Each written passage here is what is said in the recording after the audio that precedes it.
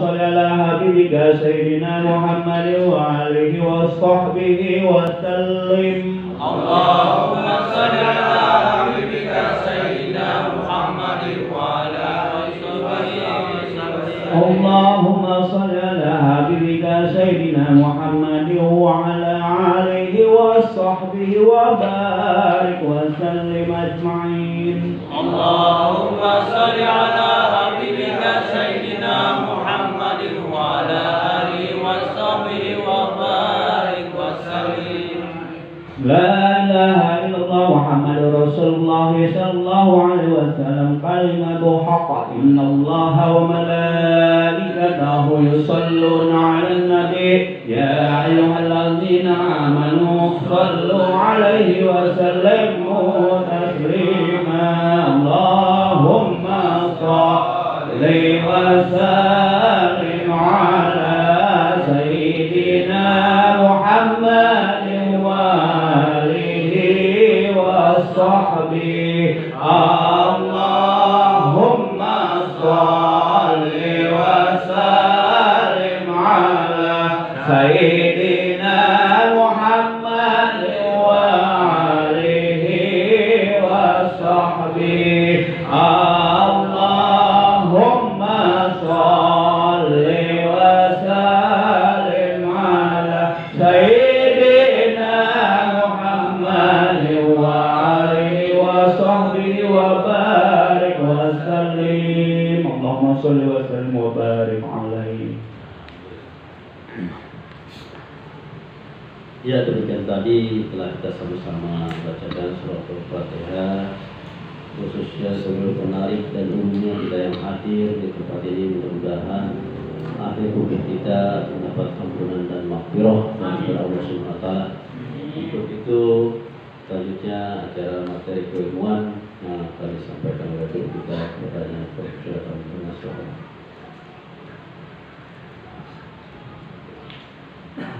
Bismillahirrahmanirrahim. Assalamualaikum warahmatullahi wabarakatuh. Waalaikumsalam warahmatullahi wabarakatuh. Alhamdulillahi wa qafa bil jalali wal halal wal haram. Ashhadu an la ilaha illallah wahdahu la syarika lah wa ashhadu anna Muhammadan abduhu wa rasuluh. Hadirin jamaah Majelis Taklim Al-Hidayah yang saya anggap sebagai orang tua dan guru-guru saya semuanya, yang insyaallah mudah-mudahan dengan kumpulnya kita di sini menjadi sabab musawaturnya rahmat maghfirah dari Allah Subhanahu wa taala. Mudah-mudahan langkah kaki kita menuju tempat ini benar-benar ikhlas, ingin mendapatkan keridhaan Allah Subhanahu wa taala. Dan dari buah keridhaan itulah yang akan menghantarkan kita menuju kenikmatannya Allah Subhanahu wa taala, yaitu surga. Surga itu harganya mahal. Jangankan surga, kita ingin punya suara yang bagus. Biasanya di pondok-pondok pesantren mereka gurah. Gurah itu sakit, keluar dari hidup. Saya aja mikir-mikir untuk itu. Pengen jadi orang yang jago dalam ilmu agama, pengen jago baca kitab kuning, berat. Walaupun sekarang itu ada metode abiyat. Jadi saya punya guru di Bogor, punya pesantren di Cilendek. Jamaah yang mau ikut di sana nggak kenal umur. Pesantrennya gratis. Metode abiyat, hanya 6 bulan mahir baca kitab kuningnya, dan sudah banyak buktinya. Silahkan dan gratis. Tapi apakah dalam 6 bulan itu bukan pengorbanan yang besar? Pasti pengorbanan dan sangat berat. Kenapa? Tidak mungkin mahir dalam kitab kuning kalau nggak banyak mufradat yang dia hafal. Nggak mungkin mahir dalam kitab kuning kalau dia nggak bisa nahwnya, sorotnya, ibriti, alfiahnya, nggak mungkin bisa menguasai bahasa. Pengen jadi orang yang kaya raya mahal, harus berusaha, berjuang. Orang yang kaya raya yang mungkin hanya santai, gak langsung santai mungkin dengan perjuangan yang berat. pengen jadi pejabat, orang hebat, orang disegani, harus memiliki pendidikan yang tinggi. Gak susah, bersusah untuk memiliki pendidikan dan titel yang tinggi. Pengen menjadi TNI, polisi, Polri, tes yang berat, latihan yang berat, harus banting tulang yang luar biasa. Jadi untuk mendapatkan itu semua gak gampang, berat. Apalagi untuk mendapatkan surganya Allah Subhanahu wa Ta'ala. Tapi mudah-mudahan dengan kumpulnya kita di sini, kita semakin menjadi hamba yang semakin tunduk dan patuh di bawah hukum-hukum aturan Allah Subhanahu wa Ta'ala. Selawat dan salam terus kepada baginda tercinta Rasul sallallahu alaihi wasallam. Ketika Rasul sallallahu alaihi wasallam di ujung-ujung hayatnya, Nabi sudah dalam kondisi lemah. Di saat itu Nabi menuju masjid, dipapah oleh Ali karramallahu wajhah. Begitu sampai di masjid, Rasul memerintahkan kepada Bilal, wahai Bilal, kumandangkan azan, wahai Bilal, qomar. Kemudian Rasulullah sallallahu alaihi wasallam pun masih bisa menjadi imam di saat itu. Ada riwayat yang mengatakan sahabat yang menjadi imam, dan selesai itu Rasulullah sallallahu alaihi wasallam naik di atas mimbar menyampaikan dakwah nasihat di depan sahabat. Di saat itu Rasulullah sallallahu alaihi wasallam berkata, wahai sahabatku, apakah ada di antara kalian yang pernah saya sakiti, yang pernah saya pukul, yang pernah saya caci maki?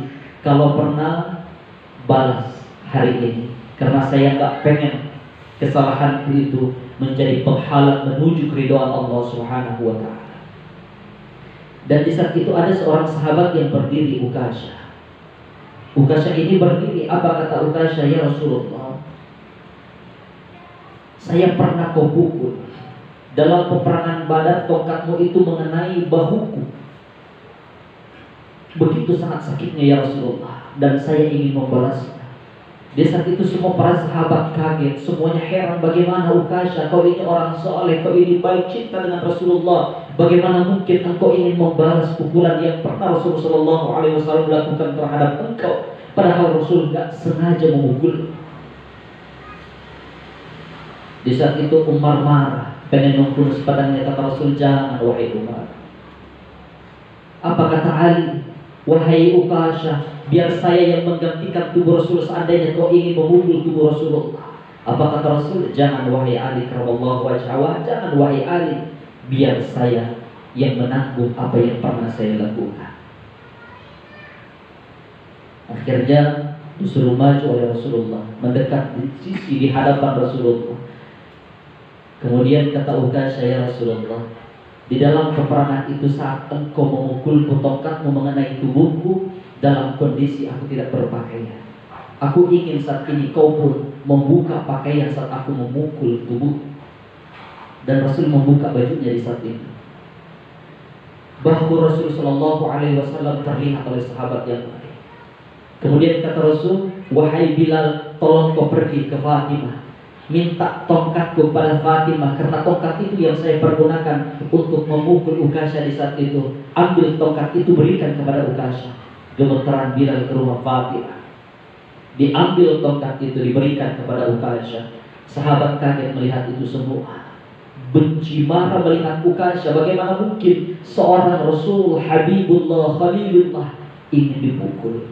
Padahal Ukasyah ini dikenal orang soleh, orang baik, cinta dengan Rasulullah, selalu ikut jihad di dalam peperangan. Kemudian kata Rasul, wahai Ukasyah, silahkan kau pukul aku seperti mana aku memukulmu di saat itu. Dan di saat itu Ukasyah memegang tongkat yang diberikan oleh Bilal, tongkat Rasulullah, mendekat di sisi Rasulullah. Kemudian Ukasyah ini memeluk Rasul sallallahu alaihi wasallam.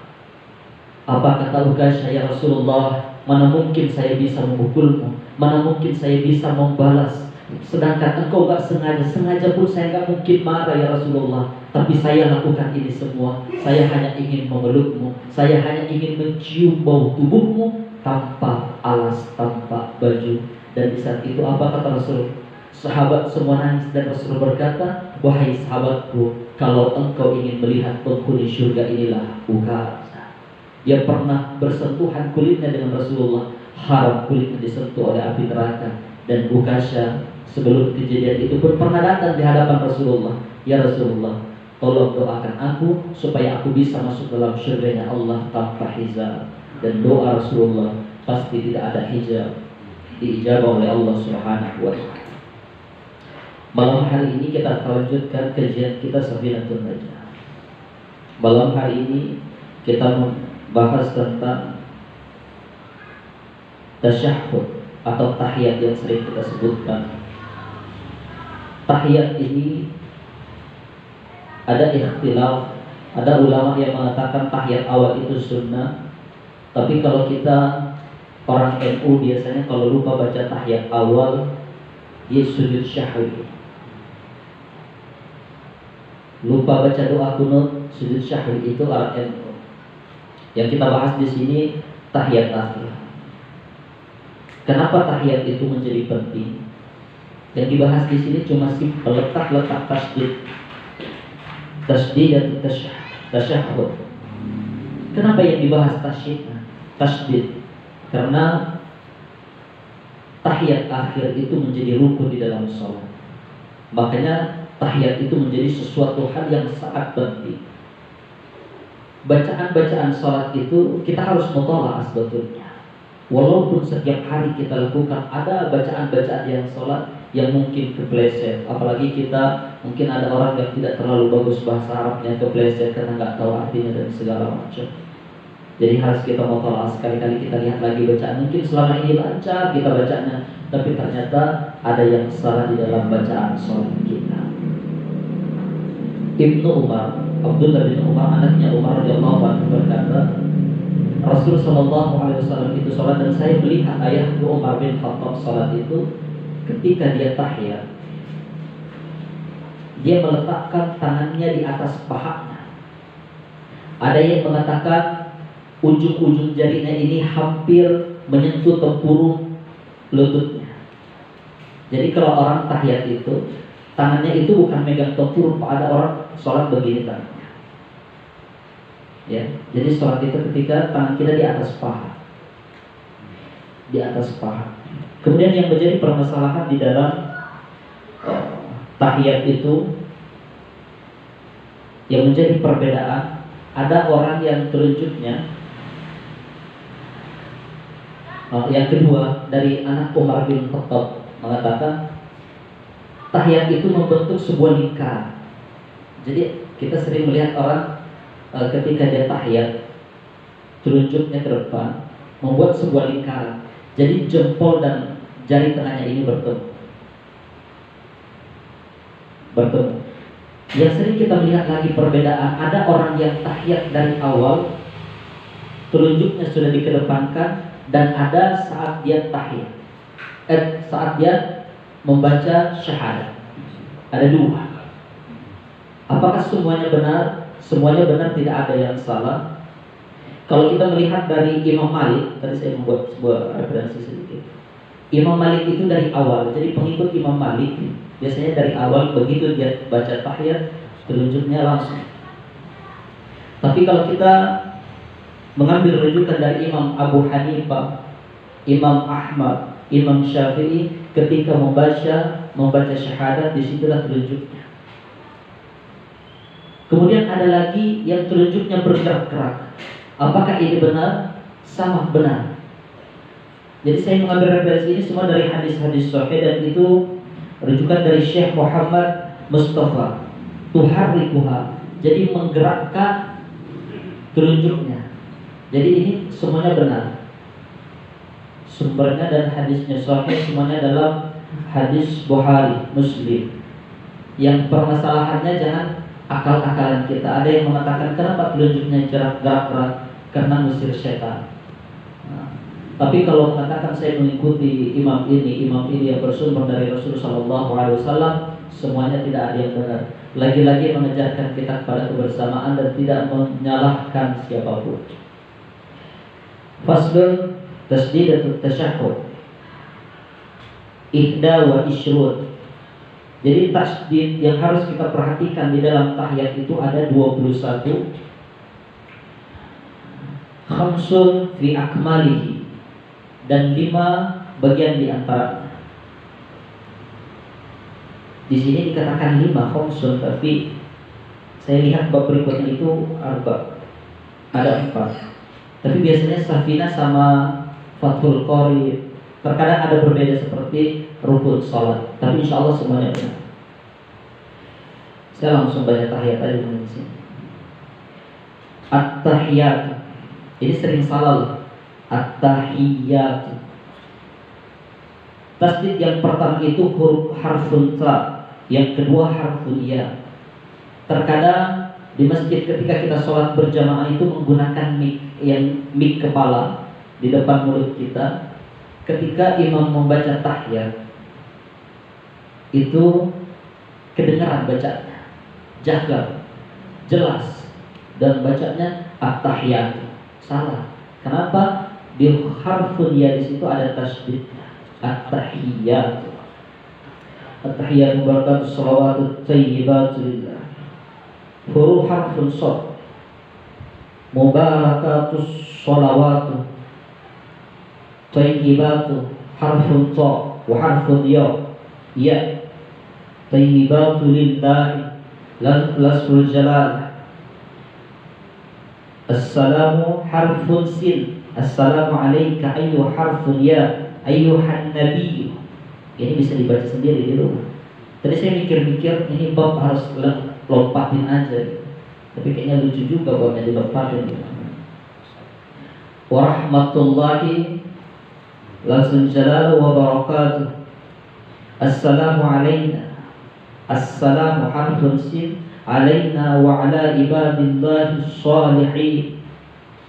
Harfun langsung jalal wa harfus sad. Kemudian asyhadu an la ilaha illallah. Asyhadu an la ilaha illallah. Alif lam alif lam harful jalala wa asyhadu anna harfun nun Muhammad harfun min Rasulullah. Lafzul jalala. Ada 21. Jadi hanya sampai di syahadat. Asyhadu an la ilaha illallah wa asyhadu anna Muhammadur Rasulullah. Kenapa hanya sampai di situ? Kenapa nggak sampai di sholawat? Allahumma sholli ala sayyidina Muhammad. Karena sholawat di dalam tahiyat itu sunnah, di dalam Safinah. Tapi dulu saya pernah mendengarkan kajian di depan Kubah Mas itu ada masjid. Itu imam besarnya kan dan dekatnya Ustaz Amir. Ustaz Amir itu qori internasional dari Kairo Mesir kalau nggak salah beliau itu. Dulu saat saya tinggal di Depok, beli rumah di Depok ini kan masih kuliah. Saya kuliah di UIN, pulang ke Depok, mampir sholat maghrib di situ. Kalau nggak salah setiap hari Selasa atau Rabu itu kajian Safinah Najah. Sengaja saya setiap hari itu saya mampir dengan kajian dari beliau. Beliau itu mengatakan, sholawat itu walaupun sunnah, banyak ilmu yang saya dapat dari beliau itu. Walaupun sunnah, tapi ketika kita lupa membaca sholawat kepada Nabi, bukan sholawat Ibrahimiyah ya, sholawat kepada Rasul SAW, maka kita harus sujud syahwi.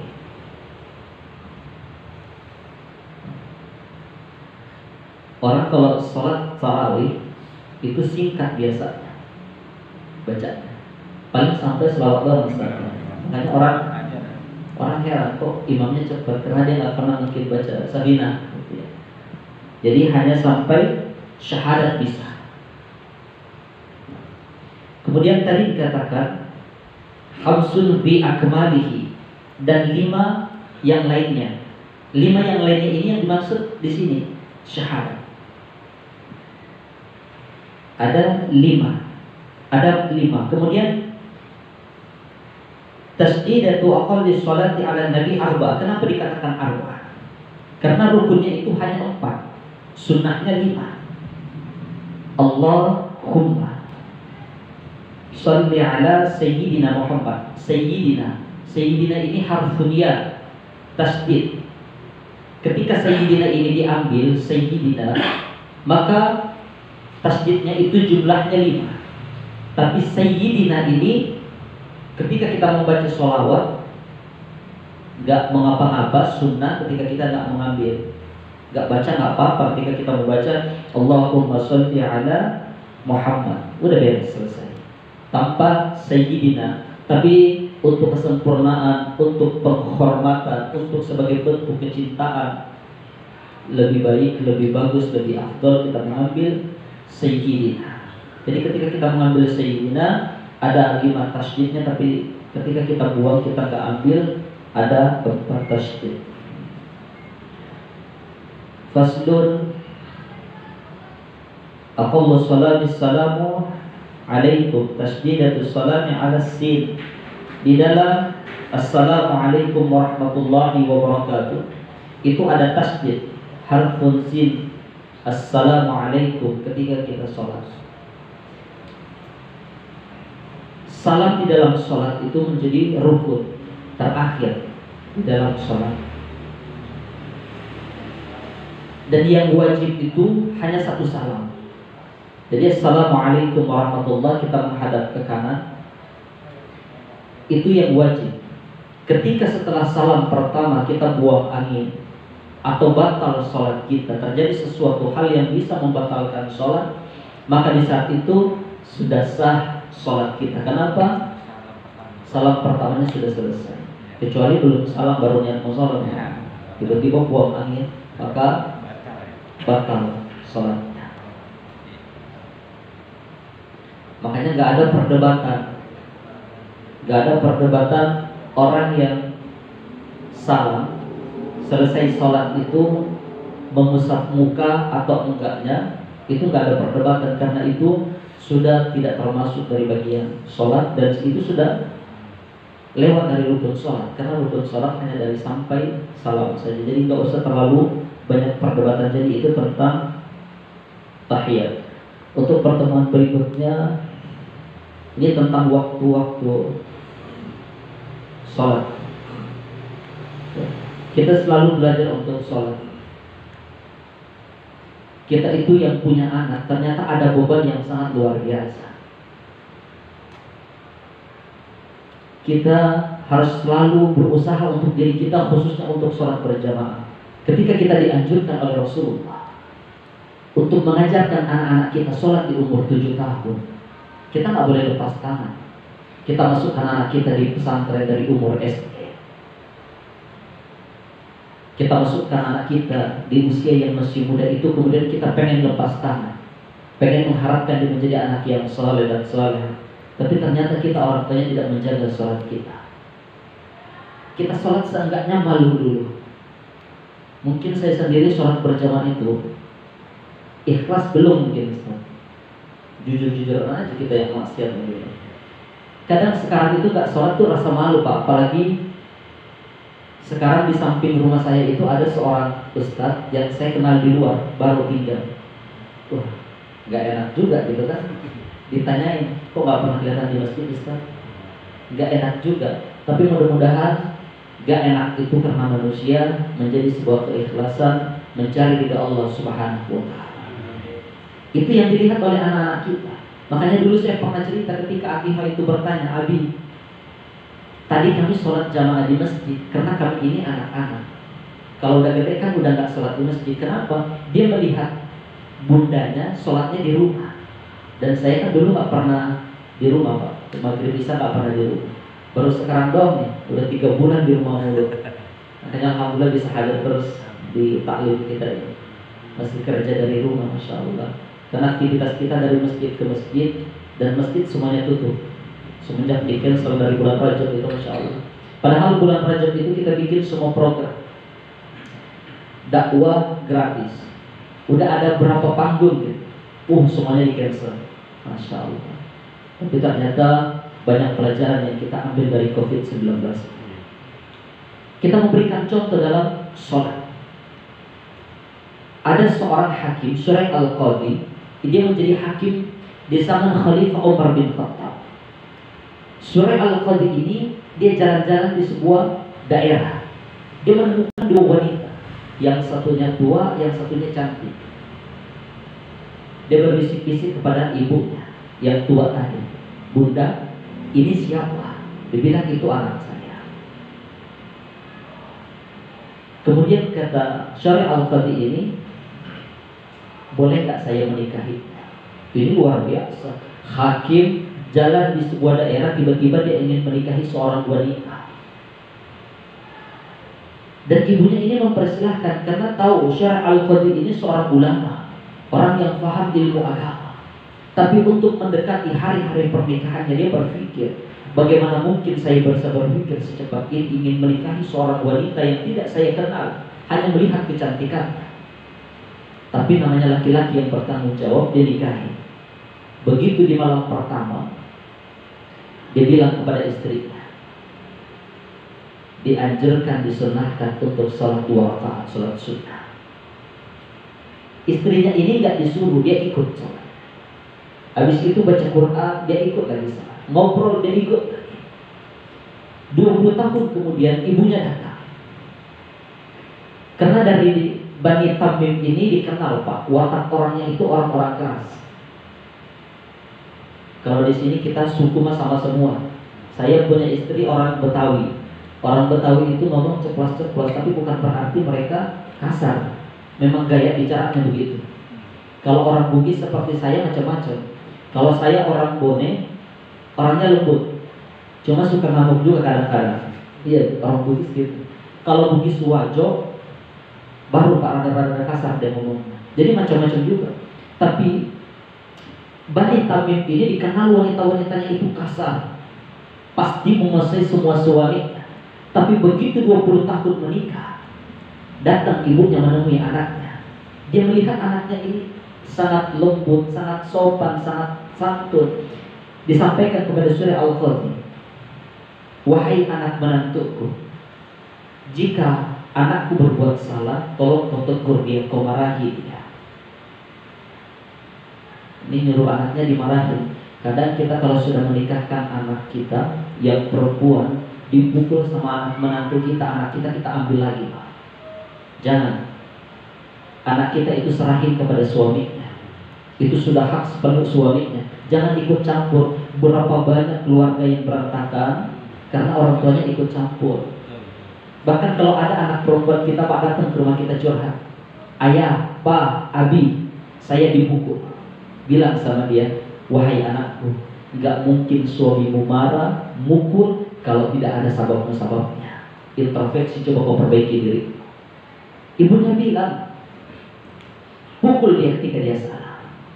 Syarih Al-Qadi tadi mengatakan, wahai bunda, selama 20 tahun saya menikahi anakmu, dia selalu ikut ibadah, sholatnya, akhlaknya begitu sangat luar biasa, gak pernah menyakiti hati. Ibunya heran, anaknya memang wajahnya cantik, tapi akhlaknya gak benar. Ibunya mengakui itu, tapi kok tiba-tiba akhlaknya sangat luar biasa. Kenapa? Karena Syarih Al-Qadi ini memberikan contoh yang baik kepada istrinya.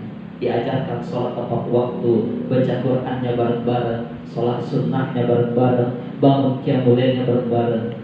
Gak diajarkan kepada istrinya, tapi memberikan contoh sehingga diikuti oleh istrinya. Dan ini yang harus kita lakukan sebagai orang tua. Mudah-mudahan kita memperbaiki sholat kita sedikit demi sedikit. Dan dalam masalah bab tahiyat ini, mutola'ah, kita buka lagi bacaan-bacaan sholat. Mungkin selama ini ada bacaan-bacaan sholat kita yang gak benar. Saya saja sekali seminggu itu membaca surah Fatihah, karena terkadang ada bacaan-bacaan yang selama ini lancar kita hafalkan, tapi ternyata salah. Karena salah dan kita tidak pernah mengoreksi, sehingga salah terus. Apalagi kalau sampai kita ajarkan kepada orang lain, bahkan kita ingin mengharapkan ilmu yuttafa'u bihi, ada ilmu yang terus mengalir walaupun kita sudah ada di alam barzakh. Semoga kita bisa bertemu di pertemuan berikutnya. Subhana rabbil azza wa jalla. Assalamualaikum warahmatullahi wabarakatuh. Ya, demikian materi keilmuan yang telah disampaikan oleh kita tentang sholat. Mudah-mudahan kita menambah atau kita sebelum sholat, walaupun tiap hari kita lakukan, tapi harus dipahami